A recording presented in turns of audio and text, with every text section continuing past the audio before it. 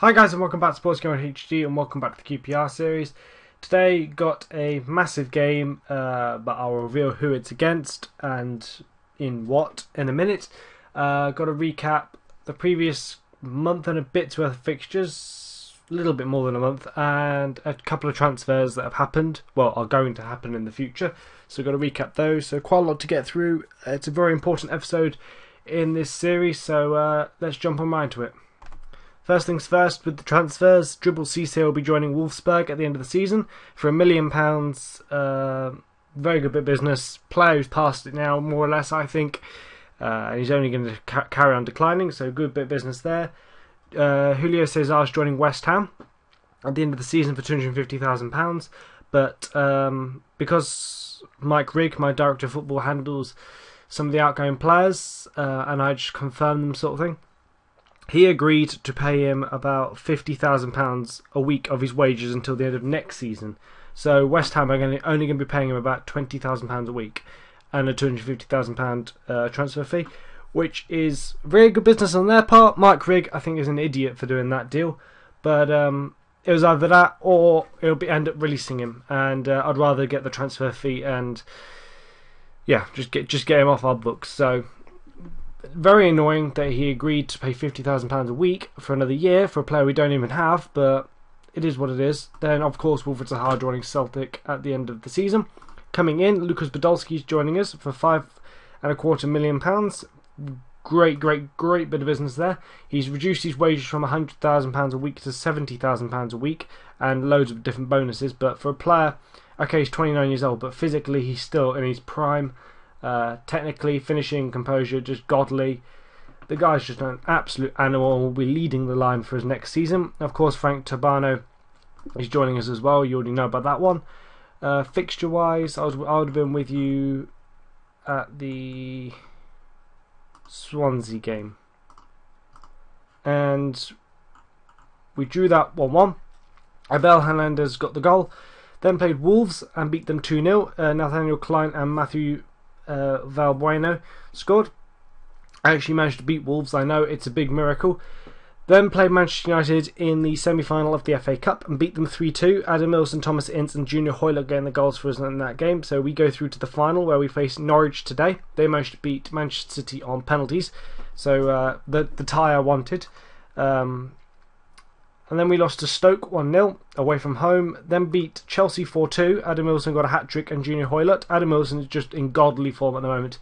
He's finally showing what a good striker he is, how much potential he's got. Brazil national coach has been watching him, so he might get a call-up soon. Then played Man United in the Premier League away at Old Trafford, lost 2-1. The most frustrating game in a while it was, without a doubt, because Milson got a goal for us in the 21st minute and we were winning, and then Neymar and Nani just took over and fed Van Persie. Neymar assisted Van Persie, and then Neymar did the most ridiculous cross the field ball to Nani on the other wing, and then Nani just volleyed it from outside the box. It was ridiculous. It was just cheesing, to the max. It was incredible. Then went to Everton and lost 3-1. Thomas Ince scored for us. Again, another extremely frustrating game because I don't know what it is on FM. I'm really bad at playing Everton, 1, and 2. I think Everton are so overpowered in this game. It's unreal. They're third in the league. 3 years in, in 3 years' time, Everton will not be third in the Premier League. It's just not going to happen. So I just think they're so overpowered. They always have been in all FMs. They're not overpowered in the sense that they're going to win the league all the time, but they're finishing higher than they should do, and they sign particularly with the players they sign. I mean, they've got bloody Gervinho in their team. Gervinho managed to score. The man who is good until he gets to the box, and then is the opposite of ice running through his veins. He has no composure at all. He managed to score, and that's ridiculous. So today it's Norwich, and we've got to play Aston Villa after this. I do in the final Premier League game of the season.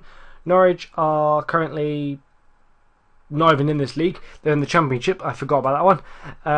Aston Villa are bottom, so they're the team I've got to play next. They're bottom of the league and relegated now. So in the league we are currently sitting in 7th.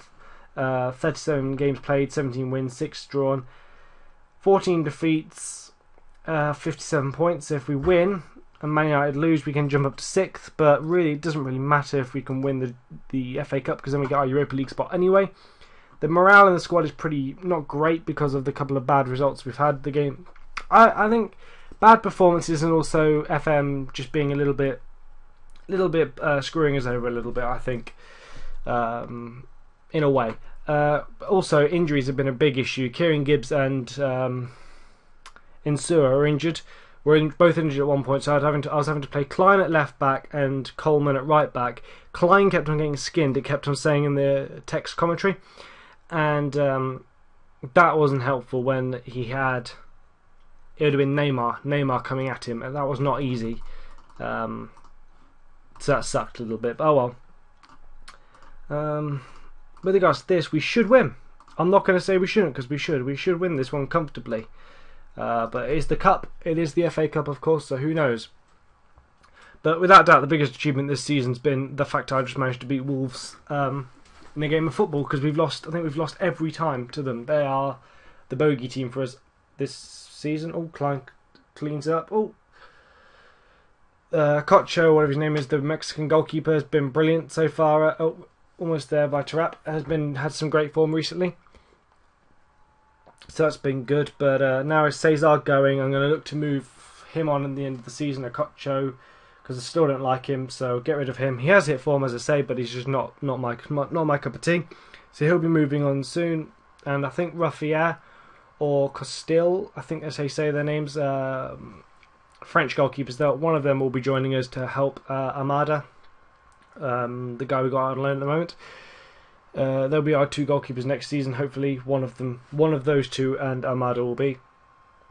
But I've been thinking about our team and our defence. I think, man for man, I think our defence, particularly our centre backs, is the best defence in the Premier League at the moment. I think man for man in terms of attributes, without doubt. I think when we've got players like Simon Key and Alberto Boita not even getting our team, and they are playing a lot of games. That's another thing actually, because I was thinking about, because I've been had to rotate. I've got 5 centre backs who are all first team centre backs. 5 centre backs. Alberto, Key. Kocha got beat by his near post. It's just not singing his praises. Corey, Key, Boita, and Bia, and the Greek guy. Yeah, 5 centre backs, and I was amazed because I didn't think I've rotated them that well, but all of them have played nearly 20 games this season each, with a couple of them like the Greek Papadopoulos, the Greek guy. He's managed to play a lot more than that. So I was amazed just how well we'd rotated them, but I didn't think it would have been that well. But I think man for man, I think our defence is the best defence in the league, particularly with Klein at right back and Insur when he plays at left back. We've got a penalty there. Tarap hits it 1-0. 1-1, sorry. 1-1. John Ruddy went the right way, but hit the bar, it looked like, and bounced back in. Against Man United in the semi-finals are young England players, Klein, Ince, Rodwell, I think it was as well. Redmond's been injured, so he didn't play. And Gibbs was injured at the time, so he didn't play. But they played really, really well in that game. Ince, Klein, and Rodwell did, and it said in the text that AVB was there, and then after the game it said he was looking at them for his future England team. And if Thomas Ince doesn't, and Klein, if neither of those two, particularly those two, don't make the England team, then there's something seriously wrong in this game, because they've been in incredible form. I'd say actually Thomas Ince is probably the best left winger in the country at the moment, and this game is the best, one of the best in Europe, the best in the Premier League by an absolute mile. If you consider Neymar a striker and not a winger, then Ince is the best left winger, I think, currently in this game. At the stage I'm at. Redmond, this is his first game back after a long injury, quite a long injury. Oh, Tarap here, 2-1. Tarap's really been a superstar for us this season, as you guys know. So that's good. With regards to losing Cisse for £1 million. I thought it was a great bit of business to lose him. As I was saying, he's past it now, so losing him for £1 million was great. Gave rid of his wages as well, and then to replace him with Lucas Podolski is just incredible. I mean, he is coming up to 30 years old, but physically he's still in his prime. So great business there. Adam Wilson has decided today is the day he's not going to have his scoring boots on, which is annoying, but oh well.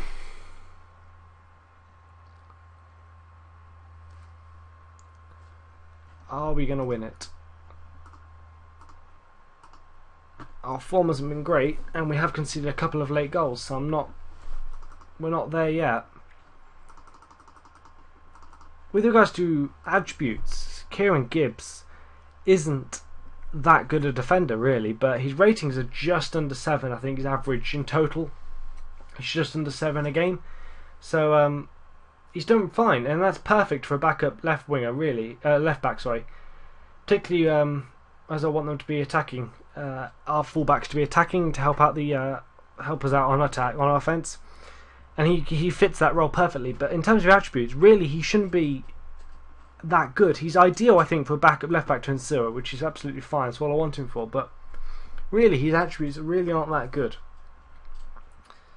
And at times it does show. At times, oh god, I thought we were giving away a penalty then. Oh, we've won it. We've won the FA Cup.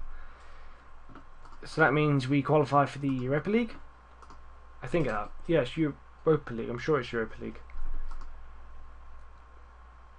Okay, that's our first bit of silverware of this save. Win the FA Cup. Praised by the supporters. Proud day. Qualify for the Europa League. That's the one I wanted. Good. Means we've got another Europa League campaign next season. I'll just go through this quickly. Went down. Brilliant. Delighted. Great time to score. Don't care. Okay. So I'm going to play the Aston Villa game now. Get that out the way with, and I guess that'll be it till I'm contemplating whether to do an end of the season update just to show you some stats. Yeah, I think I'll do that. I'm going to play this Villa game, and then I'll come back at the end of the season and show you some stats and show you who's done well, who's not done well, etc. Who's managers of different teams now, etc. Show you what's happening in the world of FM in 3 years' time on this save. So leave a like for the FA Cup win, and if you enjoyed this episode, until next time, goodbye then.